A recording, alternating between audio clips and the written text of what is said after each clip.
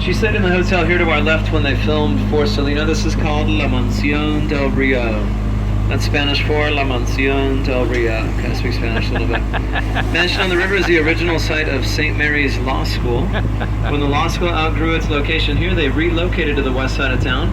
Former law students purchased the property. They opened Mansion on the River 1968. One of several Omni hotels along our Riverwalk. Folks, if you have a camera, get it ready for a picture. When we're out from under this bridge, I want you to look high to our left. The next hospital from our boat looks like a 22-story freestanding wall. You guys ready? High to our left, right here.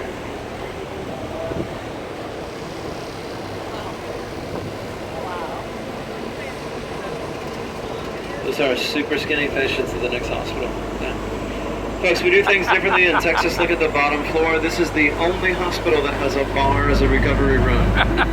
This is good to remember if you guys sprain an ankle or something. Straight to the next hospital. Right? You guys, the Knicks opened in 1930. It was the first hospital in the United States to have central air conditioning. Oliver North was born in that hospital. Carol Burnett, the comedian. Henry Cisneros. Several other famous people. It is still a full-service hospital today.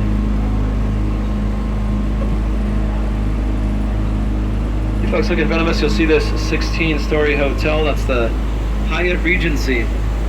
The Hyatt opened in 1981. A block on the other side of the hotel is the Alamo, and with the sun setting in the west, they're not allowed to cast an early shadow on the Alamo at sunset. You guys notice as we get a little closer to the base of the hotel, 2 sets of triple doors. From right here, 2-minute walk to the Alamo. Have any of you walked through here? Great shortcut. Remember, Hyatt Regency. Get you back and forth. You guys look over on our right-hand side, you're going to see this Art Deco building with a Texas flag above it. That's called the Casino Club. It opened in 1927. You guys follow me here? This was a private social club that opened during Prohibition.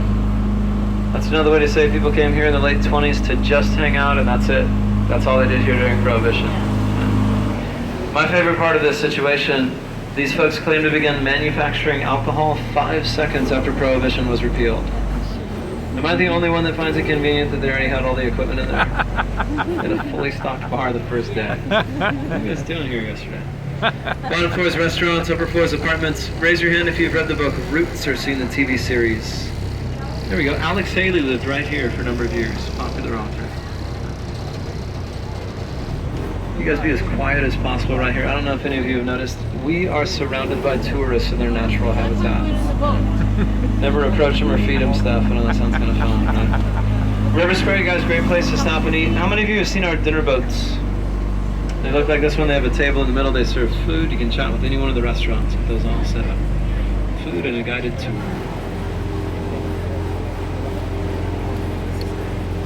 This is where we were walking. Over on the left side of the boat, this restaurant here serves a 60-ounce margarita. That's 11 shots of tequila. The answer is no.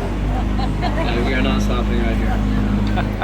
On our right-hand side, building with a rounded facade, right above the first floor, a marquee bears the name R.H.H. Hugman.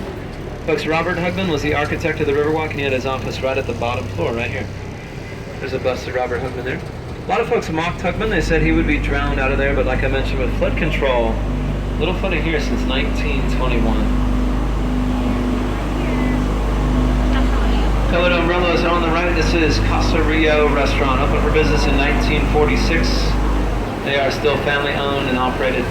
In the 60s, 70s, early 80s, you could check out paddle boats right here at Casa Rio. Take them up and down the river on your own power. Can you guys imagine that? A bunch of paddle boats up and down through here. Now there was a brief clip of Miss Congeniality filmed in front of these umbrellas. A few other movies were filmed along this river we did not talk about. Folks, raise your hand if you've seen any of the following. Probably the most well-known would be The Getaway with Steve McQueen. Who saw The Getaway? 0 people saw our most well-known movie. I think we're in trouble here, all right? How about Knight Rider 2000? David Hasselhoff fans, do not be shy on me. Okay. My personal favorite is about a little kid that finds an Atari game with a government secret hidden in it. Anyone know the name of that movie? That one's tough. Henry Thomas from E.T. Raise your hand if you saw the movie Cloak and Dagger. Do not feel bad about that one. Okay, that is usually the response I get on that one. That was a great movie filmed down here in 1984. There's a scene where government agents chase Henry Thomas onto one of these boats. If you guys own a VCR, you should try to get your hands on a copy of Cloak and Dagger. That is a fantastic movie. You guys look in front of us and off to the left, you'll see the Marriott River Center Hotel. Anyone staying there tonight at the Marriott? You guys, in 1906, the Fairmount Hotel was built on that exact site. 1985 rolled around. The Fairmount was on a historic registry, privately owned but not in operation. If you're piecing this together, they were paying property tax on an empty hotel. Marriott wanted to build a 1,000-room hotel on the site. The price is right. They sold their property to Marriott, talked them into giving them a time period to try to move the hotel instead of tearing it down. This is going to sound crazy, guys. They contracted a company out of Oregon called Emmert International. They jacked up the 3 million pound Fairmount Hotel off of its foundation with pneumatic presses. Set it back down on 288 air-filled semi-truck tires. Ladies and gentlemen, they moved a 3 million pound hotel 6 blocks through our streets out to South Alamo and Nueva, not visible from the Riverwalk. That took 6 full days. You guys, they closed a massive section of downtown. Worked around the clock. 0.04 exciting average miles an hour. That was a slow move. My favorite part of that move, the local news got really excited. They covered almost every minute of it. Okay, we got a play-by-play in San Antonio. Ladies, it was like watching the Golf Channel for 6 days. Any of you living in San Antonio in 85 by chance? Yeah, Lord. You guys try this sometime. If you get on YouTube and type in "Moving the Fairmount Hotel," the first hit that comes up has amazing time-lapse footage and news coverage of them moving that hotel. And folks, if it's on the internet, Must be true. it's got to be true. Yeah, that's right. You guys look to our right-hand side, you're going to see the second tallest freestanding tower in the United States. The Tower of the Americas, 750 feet to the top of the antenna, 622 feet to the observation deck. Below the observation deck, the Chart House restaurant does a full rotation every hour. How many of you have been to the top? Man, what'd you think? Oh, 2 of you. Ladies, what'd you think? Recommended? Wow. We have their marketing team with us today. It's okay. Yeah, see it if you don't have a software to sort out or something. No, I like it. I like the tower. A few recommendations. They sell you a wristband when you go to the top, good for the calendar day. I'd recommend going in the morning because that just leaves the option open to go back up at night. See the city with the lights. Make sure you see the movie at the base of the tower. It's called Skies Over Texas, 3D interactive movie ride type deal.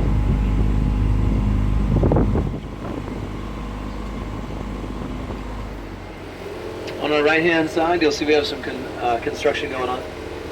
This is our old convention center site. We just tore down a big section of this original structure, relocated a lot of the square footage to the east side of the property. This is going to be some multi-use space in a city park here to our right. Folks, the Tower of the Americas and the convention center were built for the same purpose. 1968, big year in San Antonio. We had 7 million additional visitors in our city that year for about 6 months for the Winter Olympics.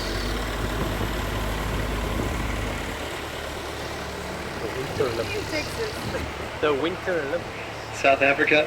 I think it's just us 3 right now. Hey guys, I was just checking on you, seeing if anyone's still listening. These ladies are with me too. Anyone know what happened here in 1968? The previous Winter Olympics? Yeah, it was. We hosted the World's Fair. Good.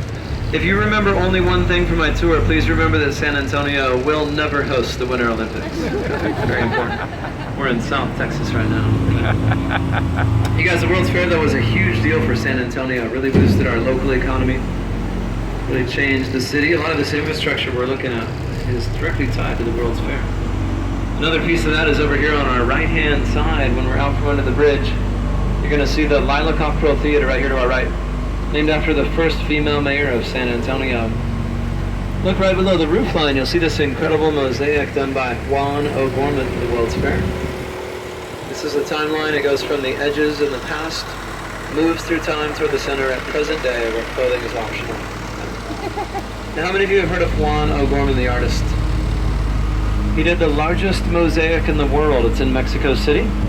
You guys check it out sometime. If you have your phones, you can do this right now if you want. If you get on Google Images and type in UNAM, that'll bring up pictures of the Central Library in Mexico City at UNAM. Twice the size of that theater, covered in all 4 sides in a mosaic tile. It's the largest mosaic in the world.